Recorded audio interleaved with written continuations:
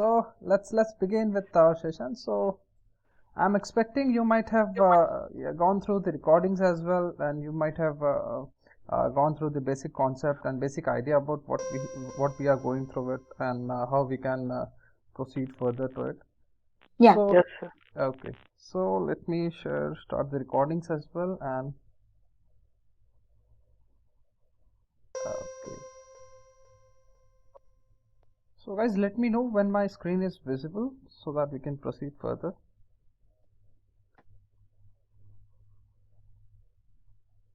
Yeah, visible. Okay, great, fantastic.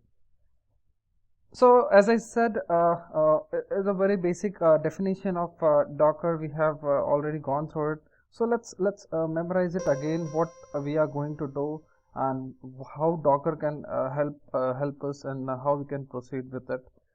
So basically, as I said, Docker is a basic computer program, or you can say it's a software which runs above our host machine, which help us to you can say help us to create a more virtual machine in the form of operating system level virtualization. There is not a basic virtual machine creation. It's above your virtual machine, and it is creating more multiple operating system level of virtualization in the form of containerization. So in that specifically we call it as containerization.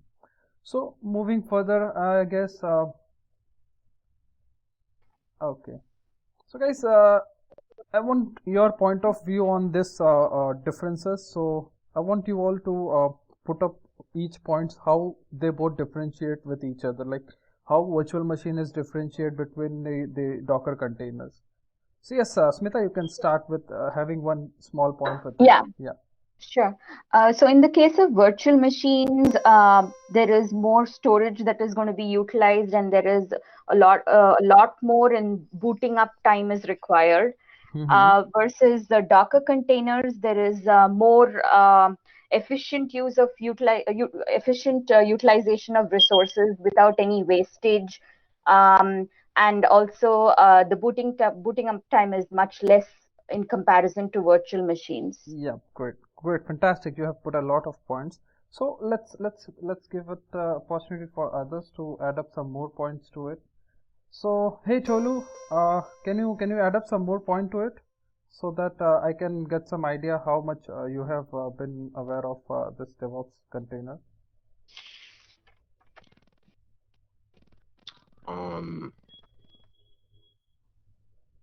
That was actually what I was thinking. I'm not sure what to add.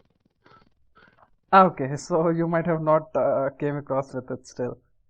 Yeah. Okay, so no worries. Please go through it and try to make your learning continue so that you can bit more exploring in this domain. So no worries. Okay. Yeah, you can start learning all this stuff parallelly. So, and any guys want to add up some point in it? Yes. Anybody?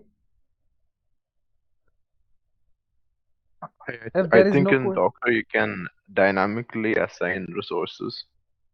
Yeah, bit off. Yeah, yeah. Any more points? Yeah, you are going right. Yeah. I can't think of any now.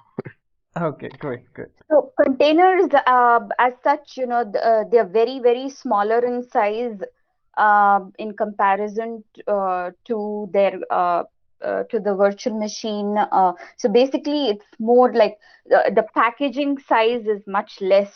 So Yeah. you have Absolutely, more, yeah. it's kind of able to expand and shrink with your application needs, Absolutely, absolutely. So the point which is which not I was, yeah, possible in virtual machines. exactly, exactly. The point which I was searching for, I got that right now. So absolutely right. So the Smita said that it dynamically allocate the memories, and it will take only that much resources which required for that specific application to execute. So this is basically you can say the control into your usage of your resources is very much you can say you can control your resources in Docker containers, but in meanwhile in the virtual machine your resources is allocated to your VMs, and those resources cannot be pull out from that specific VMs because your application is running on based on that total storage, or you can say based on that total resources to it. So this is how basically this differentiate between your memory utilization in the form of storages, in the form of boot time. So moving further, we will try to get some more exposure in it, and we will get to know about more components on how basically practically we can use the Docker components in real life, or you can say real life problems. So there are, let's say we are taking a simple basic components, like these might change upon your application needs. So let's say we have a basic project we want to deploy it. So in that, these are some common components we need, like front-end components. There are some back-end components. There are some database components are required. And meanwhile, there are some environment selection or some dependencies are required. So these are some necessary components are required for any kind of application deployment. So how we can actually deploy our single whole application or single whole project into our Docker containers. So let's move further to it. So let's for that case, let me bring up a Draw.io screen so that we can make a beautiful visualization of that as well. So one sec.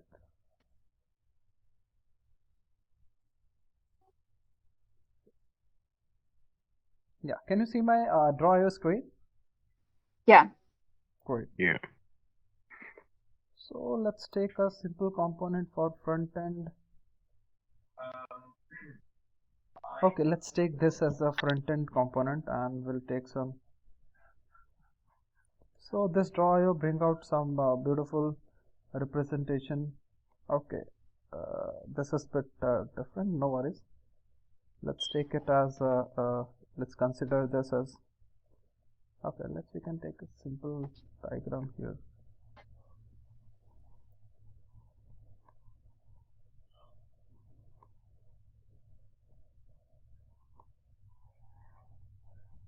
Okay, meanwhile we'll give it a naming convention as well.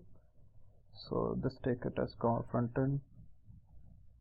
So front end component in the might be like your any kind of your front end applications, like web server or Apache server. So let's take it as example of web servers in the form of Apache or Nginx. So these are some web server applications like we usually use. So in the back end,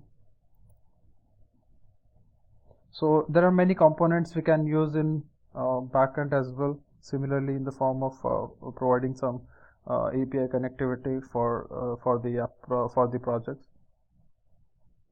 So let's take it some example of let's say PHP help us a lot while putting up some backend application, and for database.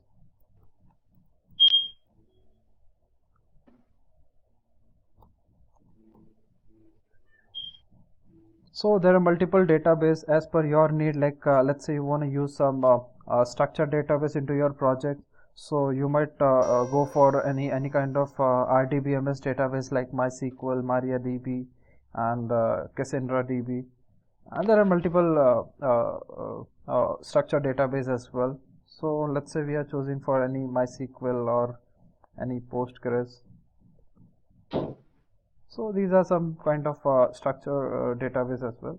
So as I said, this is a very you can say very most common, or you can say most important component in any projects. So whenever you build up any project, so you first of all you need to make sure that in which environment you are trying to create your projects, or you can say in which production environment you want to deploy your projects. So you need to make sure, or you need to make a proper decision where exactly your project is need to be deployed. Like whenever you are trying to make your project into Linux based environment, or any kind of different Linux flavors like CentOS or Macintosh, or you might have chosen some window based environment. So mostly we try to use our environment in the Linux flavors.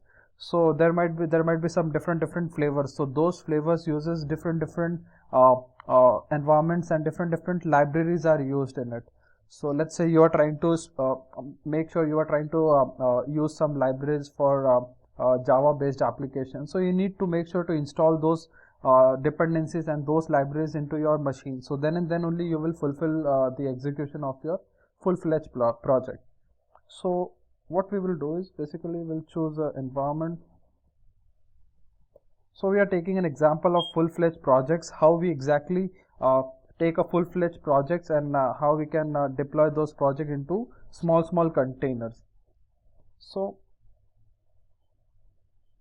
let's take a dependencies like libraries. No worries, let's keep it some beautiful color so that this will attract more. Yeah.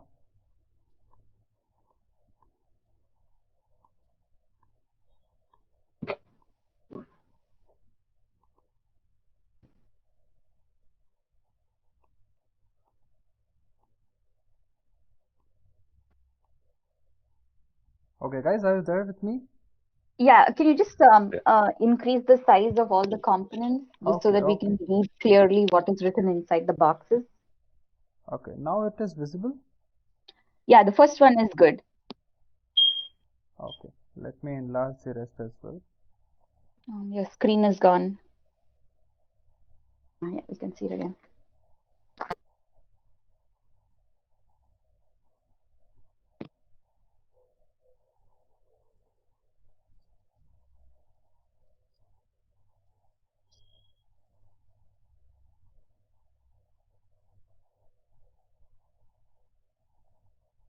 Okay, can you see it properly now?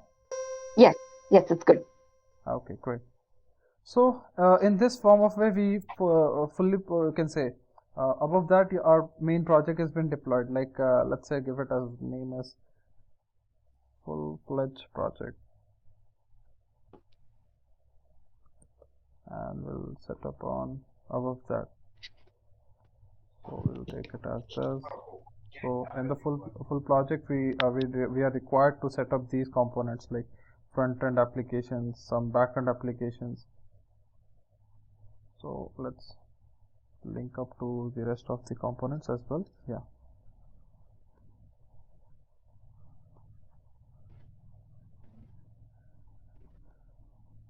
Now it seems to be beautiful architecture. Yeah.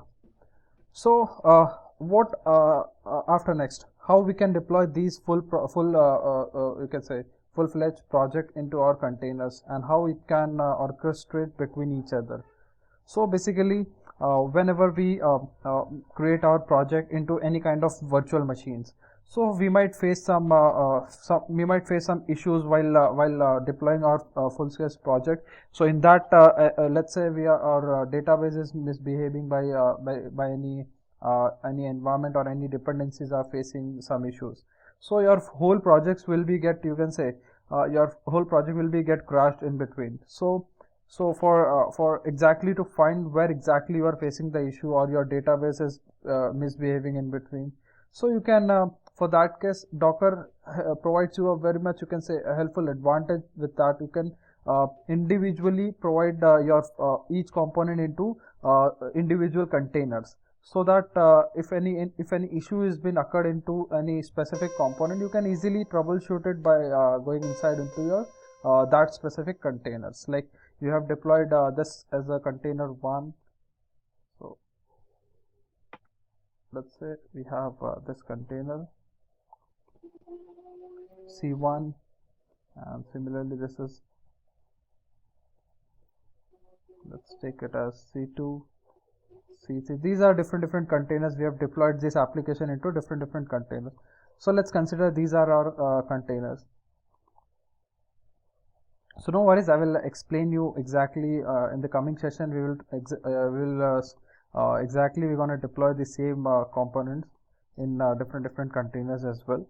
So let's consider this as we have deployed this projects into different containers. So what traditionally we used to do is we take a one single virtual machine, or you can say one single VM, and in that we try to install all the components like front-end component, back-end component, database component, and different libraries to it. So whenever there was miss, you can say there is a single point of failure of you can say if any database get crashed or any kind of backend issue occurred, so your whole projects will be get you can say hurdle with deployment of your execution of your projects. So to reduce those problems, so you can Docker provides you we can say well advantage of creating those, or you can say creating those application into specific containers. Like you want to take this front end applications to any one single containers. In that you might install any Apache or any kind of Nginx software in it. So this will be taking a very less resources and very less amount of memory as well. So in this way your projects will also get a very less latencies as well. So in that you might face a very less amount of time to execute your projects. So there are multiple advantage of using your Docker containers. So in this way we overcome our traditional way of executing our projects. So basically in so today whatever we create any kind of software application, it contain multiple software components, so that we can have some front end as well, some back end, some multiple or additional components as well. So the very first you can say the problems, or you can say very first hurdle is come around whenever we deploy it to multiple environments. Like let's say we have some servers, or we have some clouds as well. So it should execute, or you can say it should execute this project into all the servers. Like backend should also work in this, and front end also should work in this.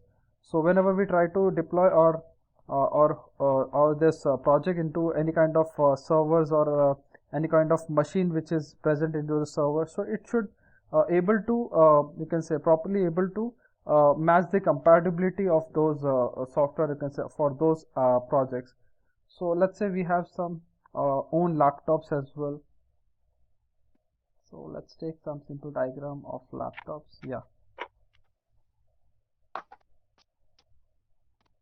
So in this way your metrics will be fulfilled. Like front end should be able to you can say able to get installed in most of the environment. Like whenever any of your components, like computer, or you can say whole personal computer, or any of your laptops, or any of your server, so it should have some you can say fully executed compatible you can say platform, so that you can whenever you want to deploy your you can say your projects, so it should be able to execute in each of the you can say each of the you can say devices.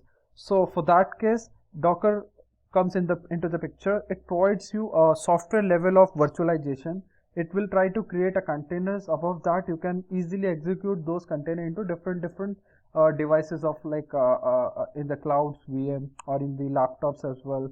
You can install any Docker container in it, and you can easily play around with in your laptop itself, or you can say in any of your PCs. So this will work in different scenario, or you can say different devices as well.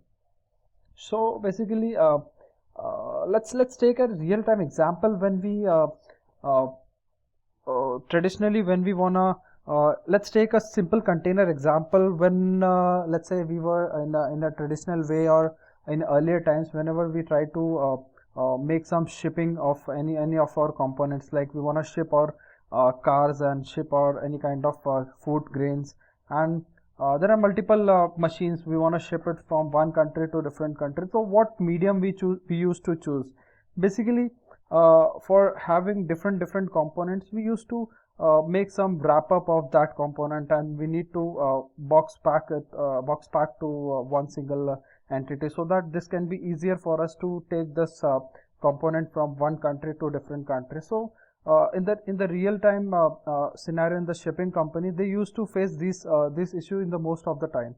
So what they try to use this simple container, you can say simple container you can say mechanism. There they used to deploy all those the component into these simple small containers, and they can easily ship down with their different dockyards. So they help them to ship their different products like cars or food grains or very large machines. So this was bit simpler for using this shipping containers. So in the similar way, Docker also uses the same ideology of this container in our computer applications. So you might understand that how this shipping companies have evolved using this containers in this for shipping these dock from one country to different countries for different products. Like we have not any fixed size of product. We have some cars shipping, or you can say we have some food grain shipping, and we have some multiple large machines out there. So they try to use these such small containers. So yes, guys, are you there with me? Yes. Great. So similarly similarly in the computer environment, they try to use these such small containers to build up our software level of applications. So you can relate it with this simple example.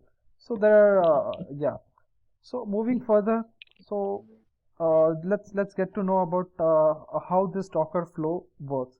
So as I said that we have few components in the Docker itself. So they are very major components. So which is nothing but Docker engine, which we call it as Docker server, and the next has the Docker client, which tries to handle the queries of the Docker the queries from the users. So like which queries you can say the queries will be extracted from the user, and that will be reflected to, or you can say form of reflected to the server, so that it will try to manage or resolve those queries from the client.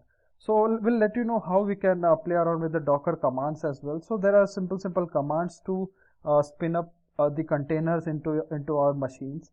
So in the coming session as well, we will try to spin up simple images as well. So moving further, there are some Docker registries. So what Docker registry does is basically it tries to store the Docker images. So what are stored in the Docker images, I have already told in the previous session as well.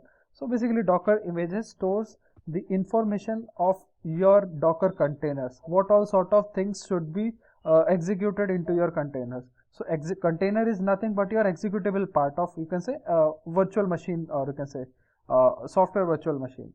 So it's similar to virtual machine, but it is not a virtual machine, you can say. But it acts as a virtual machine, but it is not a virtual machine. So it is a software level of virtualization.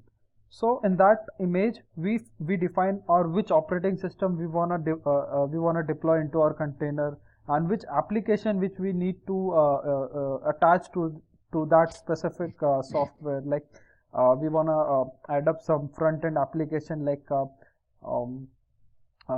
web server, like Apache server. So what we will do is basically we will choose an operating system like a minimal version of CentOS operating system, and under that we will try to install a simple front-end application like Apache.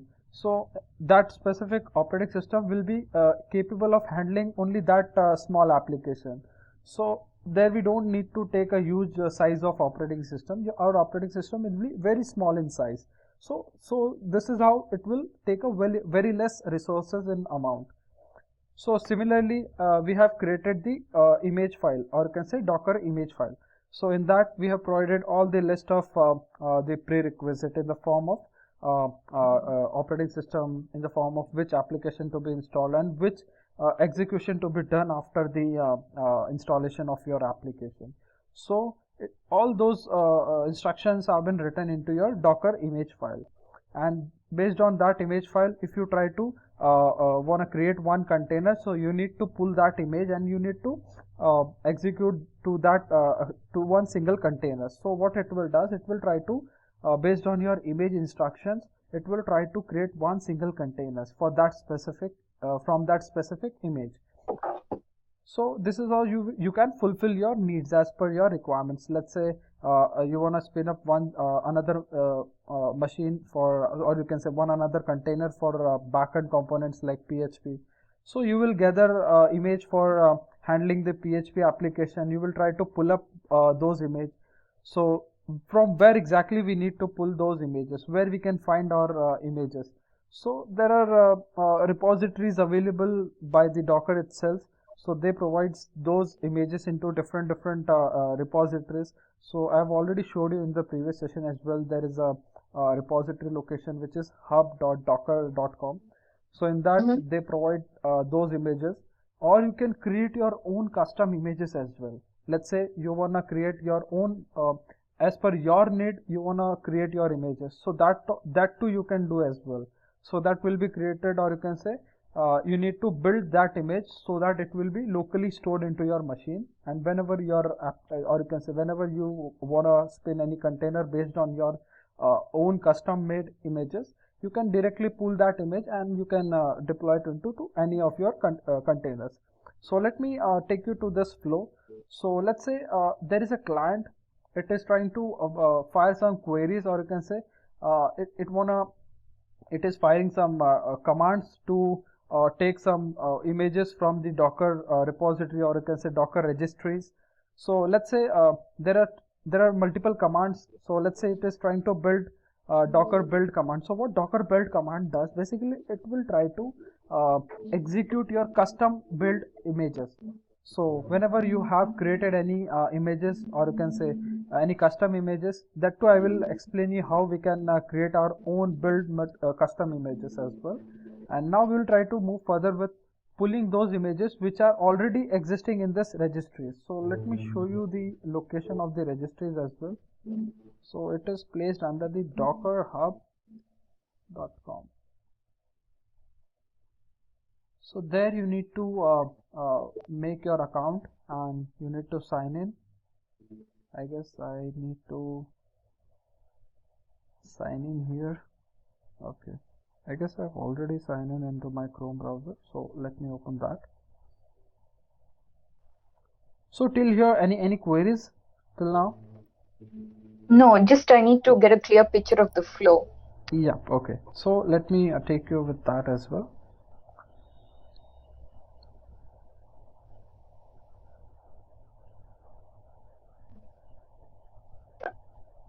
Uh-oh, I guess we have facing some slow network. Okay, there we go. So this is our registries. So there we can see there is one search portal, and we let's say as per our need we wanna take up some Apache based images, and this is our registry. So let's go back to our presentation. Yeah, so this is our registry. So what client has done, client has fired a query to pull the image. So what it does, this client queries has been fetched, or you can say has been hit to the Docker host. Docker host is nothing but your Docker servers. So Docker server will handle the Docker client queries, and it will try to fulfill the needs of the client. So what client has asked for? So client has basically asked for pulling the image from the Docker registries. So let's take it. This is our main registry, you can say.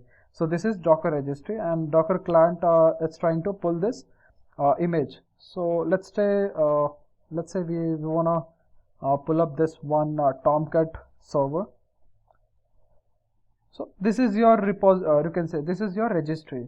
So how your client should pull this image? So this is a command, you can say it is already providing here. So you just need to use Docker pull Tomcat. So what it is trying to do is, it is trying to pull this Docker image into your local machine. So with the help of Docker pull and your repository name, it will try to pull this image. So let's try to hit it into one of the machine. So this is my this is my Docker client dashboard, and I'm trying to pull it any image with the name of let's say we are trying to use Tomcat. So this is my client dashboard. I'm trying to go for some queries, and this query will be given to some Docker server. So what Docker server will do is, basically this will try to, okay, I need to start the, can you see my screen? Yeah, guys? Yes. Okay. Yeah. Okay, I need to start the Docker server before that. So let's wait for Docker server to be executed.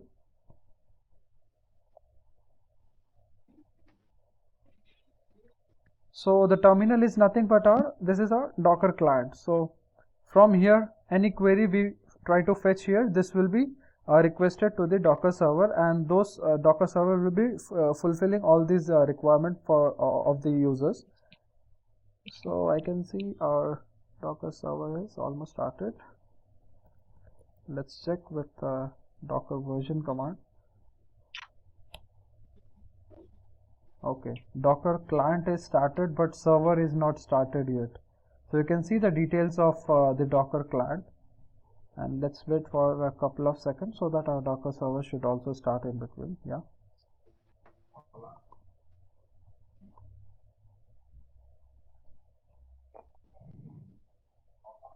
Okay, let's try to fetch this Docker version again.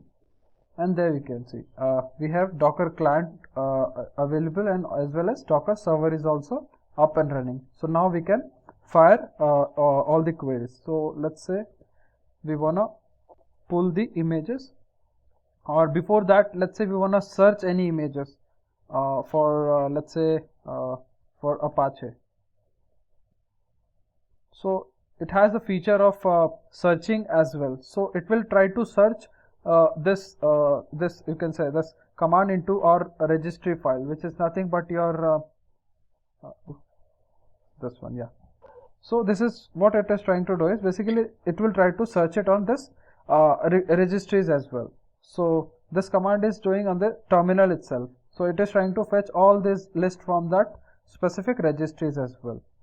So these are all the images available from your registry. So what we will try to use is, basically we will go for the official images. So when these are the images which are already created by the Apache itself. So let's try to pull this image. So we need to use this image name. So let's say we are trying to use this HTTPD.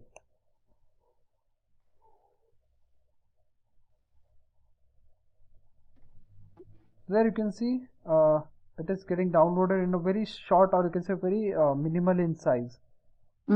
So in that, your operating system as well as your applications, all the things are embedded in it. And you might have never seen this operating system in a very in that much small in size. Or So yeah. Let me show you the size as well just after the completion of this as well. Yeah. So it is trying to pull all this, trying to complete it. Okay. So now we need to list down all the images which we have pulled from our registries. So for that we need to use Docker images command. So this will list down all the images which was pulled down right now. Okay. There you can see we have just now pulled one image, and it is in total size of 166 MB, so which is very less amount of size, you can say. In this, your operating system as well as your application is also installed. So you might have getting to you can say you are getting some trouble, like how can it be possible, like having our operating system in this much small in size. So in this way there are other images as well. So all the images are already embedded with different operating systems. So there are operating system existing having with less than 50 MBs of size, or having you can say only 20 to 30 MBs in size. So those operating systems are only capable of handling only that specific applications. So in that, those operating system doesn't has any unnecessarily binary files, or you can say so they are a bit centric to that specific application execution. So this is in this way your size of your operating system get reduced. So you are imagining how this amount is getting reduced in the form of way. So in this way, having this image file in a very short in size, this is how it is trying to use your resources. So as your resources or you can say your operating system size is low, so as per your low in size operating system, it is trying to use a very less amount of resources as well. So we might have usually heard about our operating system was having any certain GBs of in size. So in this you can see your operating system is already attached with some 150 of MBs in size. So let's try to spin up this one machine into one containers. So let's check there is any existing containers running or not. So there is no container running in it.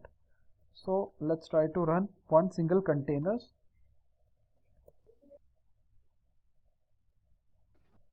Giving a flag of IT, and let's give it a flag of IT and D so that it should run the containers in the background as well.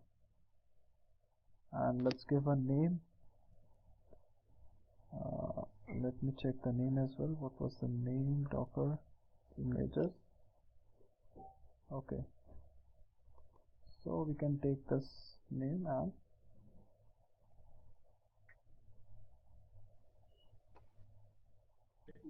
and the very first command you want to execute just after pushing this container. Okay, let's go for some alternative as well. So there are some management commands. So under that we are trying to manage the containers, and thereafter we are trying to create one single container. So create a new container, it's create command. We can use this run command as well. Okay. So this will try to create a new container, and it will immediately try to run the same container as well. Okay, so let's move further. We'll try to check for the execution in the based on our image. It will try to execute our container. So let's take some different command.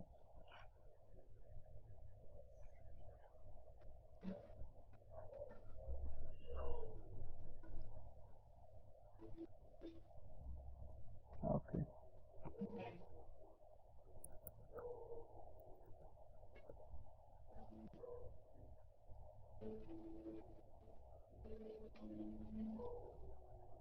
Okay, I don't think we need to provide any additional name. Let's go for it, and we'll explain you how this is getting created.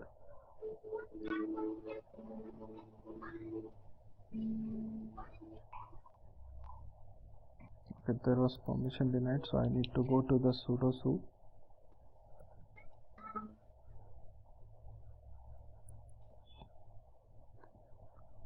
Does anybody has configured virtual machine of Docker? Because in our local machine, I have installed Docker. okay, The server you have sent me, that 97. okay. Yeah. If you want, you can access that one. Yeah, for that, can you share your screen for now, or let's try it once again. Okay. Let's take this with the image ID. Should I share my screen now? 1 second, let me try at least once again. Yeah. Okay. Go ahead. Give it with the image ID, and we will go for.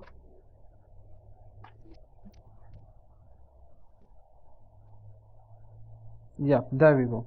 So there was some issue with pulling from the image name. It was having some issues. So no worries. We have tried to use this image ID. So this is also unique. So we can use with the help of image ID as well. So every image are uniquely defined with some image ID as well. So what we have tried to do is basically we have executed one more container with the help of that image, and we have executed into the container. So let me add up one more tab so that I can show you the running container informations.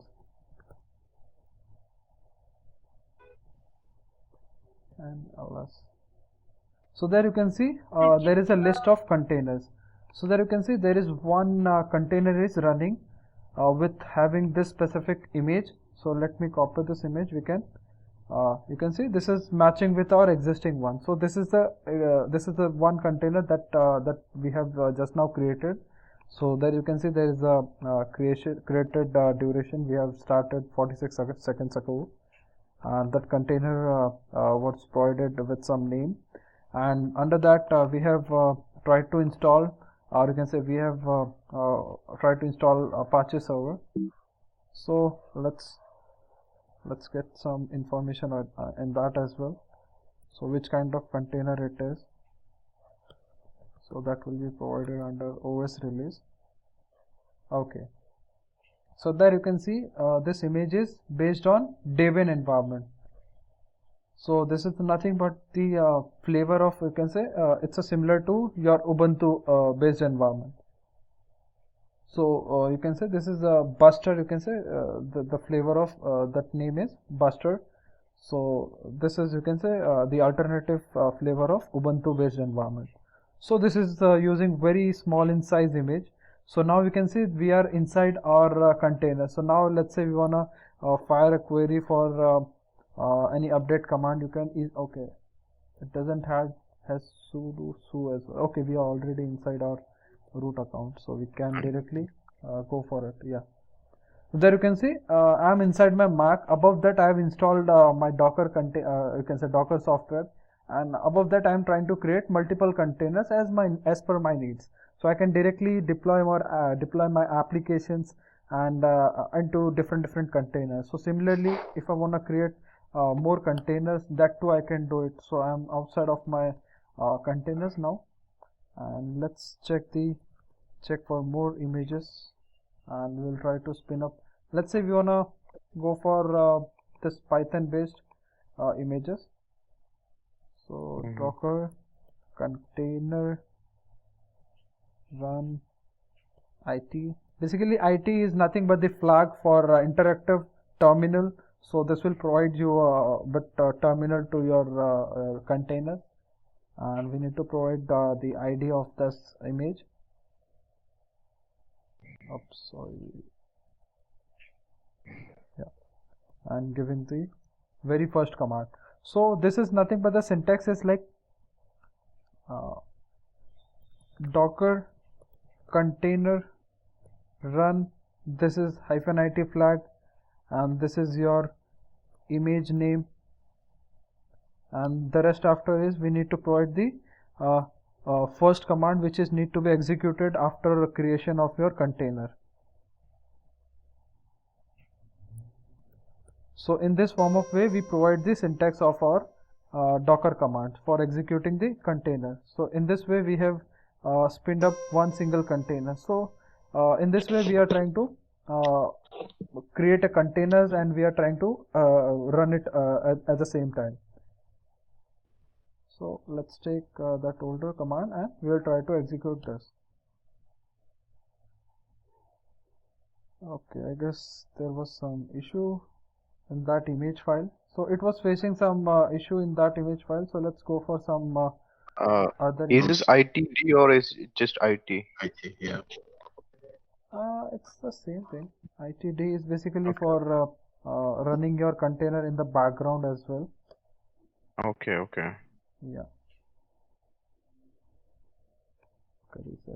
I guess I have some older images. I need to pull up some new image. So you can see I've already created this image 2 months ago. There might be some new additional packages have been upgraded to it. So I need to pull up some new images. So let me. Hello, sir. Instead of image ID, we can use a repository name also. Yeah, exactly. That's what we were trying to use, but earlier it was showing some. It is running also. It is running. Okay, there might be some issue with my console. So no worries. We'll try to pull up one more image ID, or you can say one more image. And meanwhile, let me go through with the flow as well. So you might have understood how we have tried to fire our you might have gone through the flow how we are trying to pull our image, and how we are trying to based on that image how we are trying to create it into one single container. So let's say we are starting with the client. Client is pulling some pushing some commands, and those command is been hit with the server, and server what is trying to do is, if those images are available into the local machine, it will immediately try to pull that image, and it will try to show back to get back to the client as well. And if that image is not available in the local machine, so it will try to go to the specific registry of the Docker, so which is nothing but this Docker image Docker registry, you can say, which is the hub.docker.com.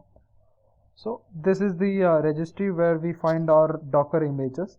So from that it is trying to pull that image, and after the image is getting pulled, so let's say we are trying to run those image or you can say we are trying to deploy that image into one single container. So it will try to pull that image, and it will try to convert that image into one single container. So in this way we are trying to execute our images. So there you can see the images are getting pulled in small slices of data, you can say small packages, and the next it will try to get compiled to one single images.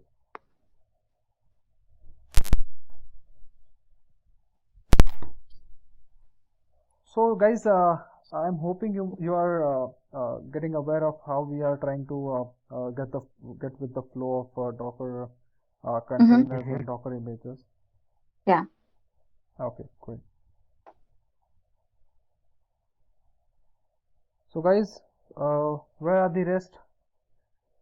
So it doesn't matter if I, sorry. So it doesn't matter if I write D or not include D. The command is docker container run -it, and then D, if it's mentioned or not, it doesn't matter. Yeah, it doesn't matter, but it has its own different operation adding with D.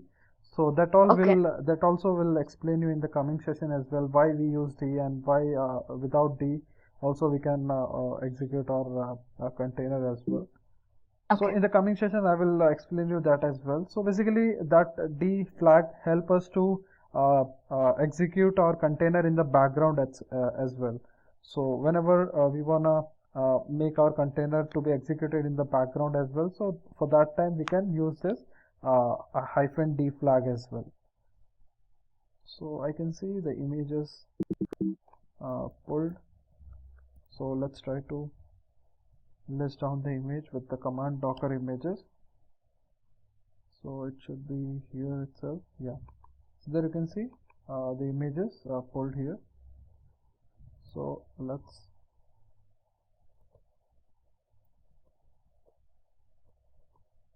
then IT, let's go for the name.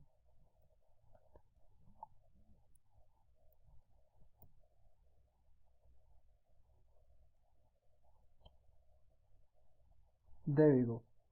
So you can see I'm inside that container shell, and I'm accessing that container in the form of that shell and above my Mac machine. So in this way I'm inside my container. So let's say I want to list down all the environment details, like which environment it has executed. So it is also based upon Buster. So most of the containers are using this Buster. So this Buster might have some very less usage with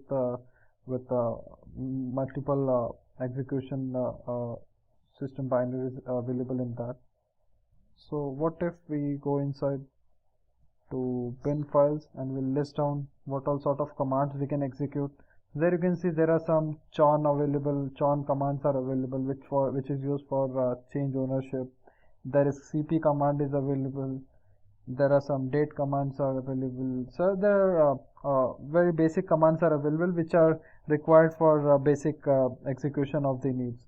So as per you can say we can proceed with these commands. We can easily deploy our application into these such containers.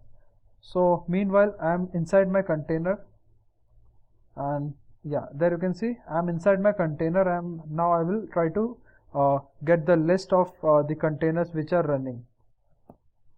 So with the help of container ls command, you can see at present we are inside this container which is using this Tomcat image. So just after I get out of this container, this will be automatically you can say removed from this list. So let's give it to yes. You can see just after I got outside, or you can say I've logged out of this session, that container is automatically get you can say get terminated. So what if I want to execute that container in the background? So for that case only we used to use this -d command, or you can say -itd command. So these are the flags which help us to differentiate as per our operation. We can execute these containers. There you can see this container is running in the background, and if I list down again, so now it will be visible here. I'm not using that container, but still it is running in the background.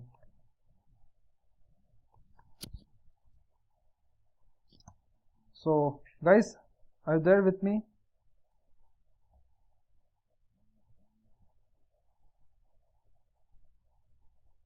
Hello? Yeah, guys?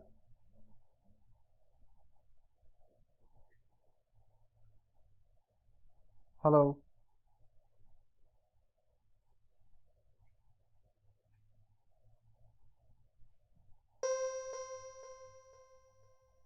Hey guys, Welcome. can you listen my voice? Yeah?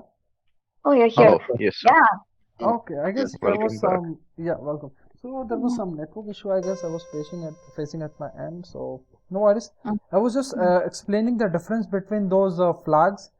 So just Yeah. so just after I use the flag D here, so what it does, it is try to create my container in the background, but still you can see I'm not using that container, but it is running in the background. So let me show you the list of that container. So you can see this I container think is this, running. we can't You have see to the share. screen. Yeah. Okay.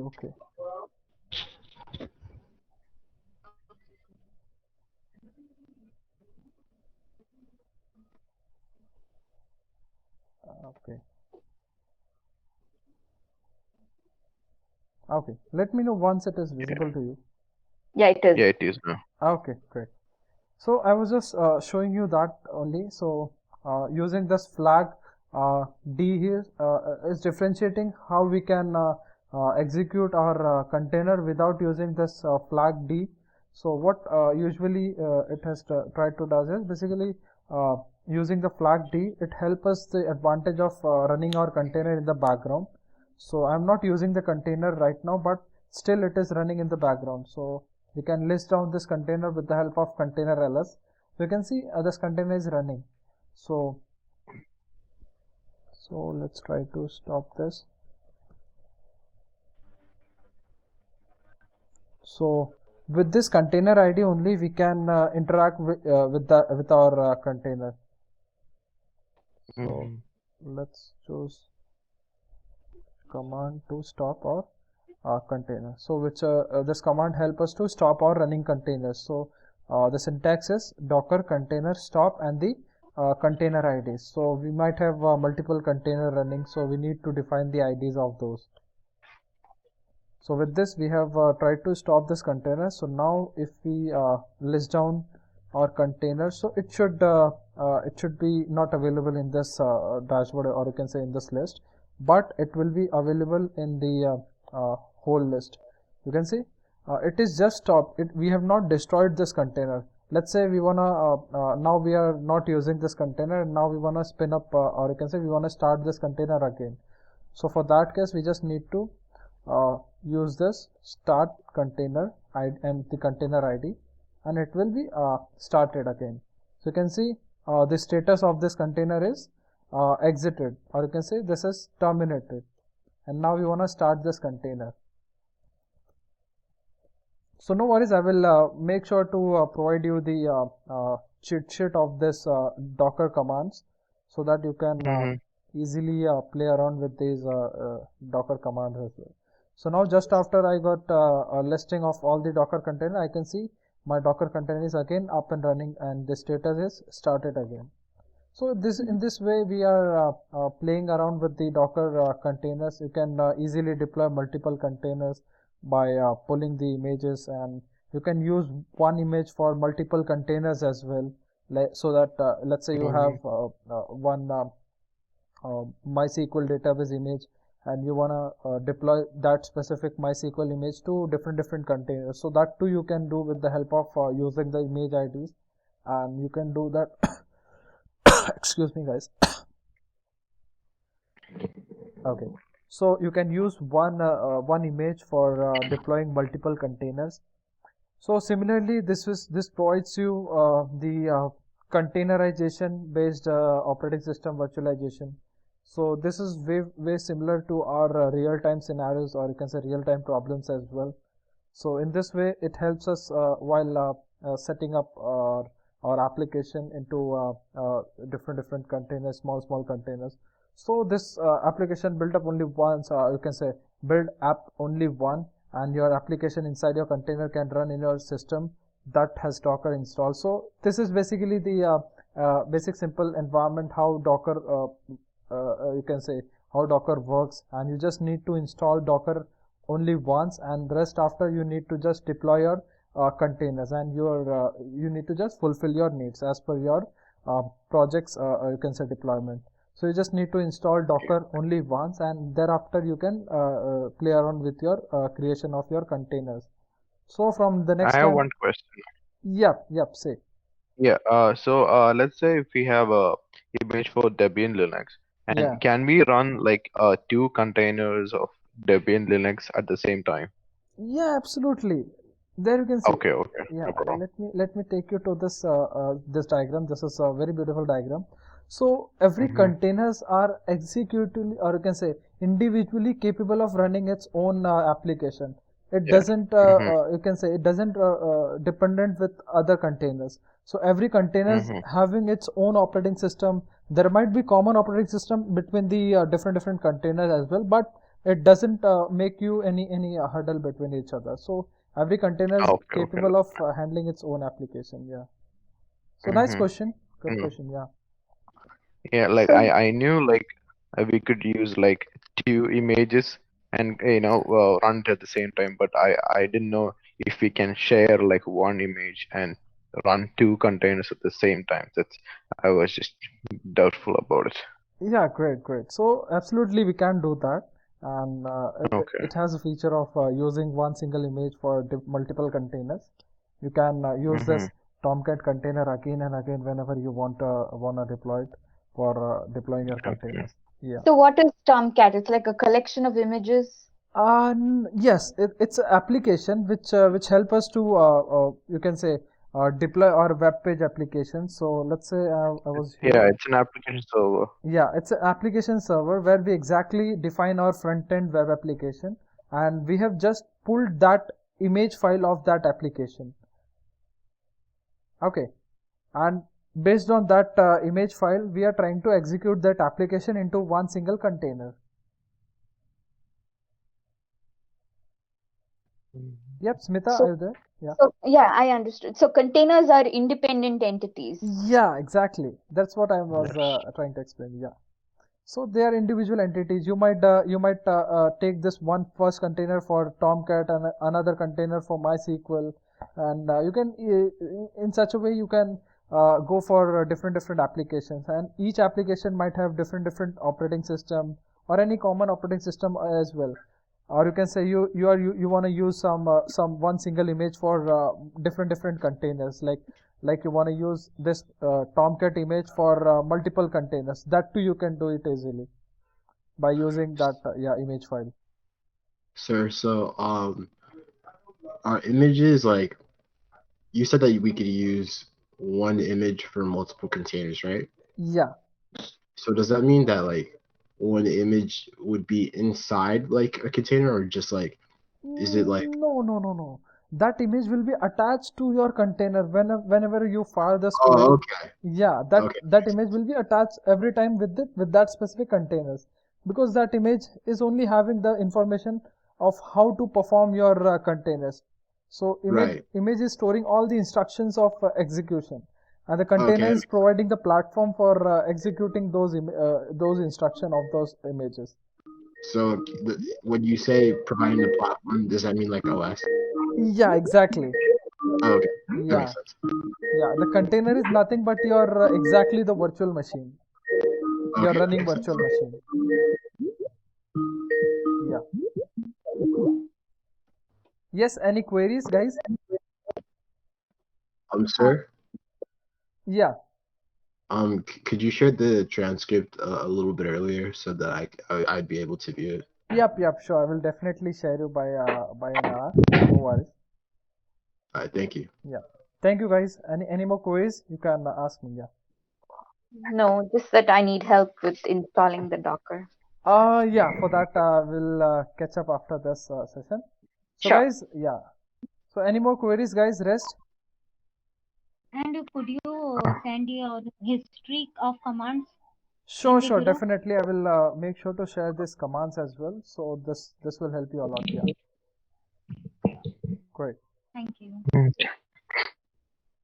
What was there was one command that you used, exec. So what does that stand for? This is also the same command which help us to execute our present Cute. created container. This is basically to execute the containers, or you can say go inside to, or you can say tell, or you can say that shell of that command, or you can say shell of that container. So in the coming session as well, I will explain you each commands, or you can say I was just trying to explain you the flow of the containers. So in the coming Sure. session, I will definitely go for how we can create our own custom image and how we can deploy those custom image into the container as well. So we'll deep down go into it. No, don't worry. Sure. Yeah, great. So guys, any more queries? No. No, I'm good. Good.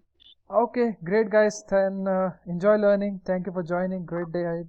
Bye-bye. Thank you so See much. you, everyone. Yeah. Bye bye. Bye-bye. Thank you. Thank you, sir. Good day. Good day.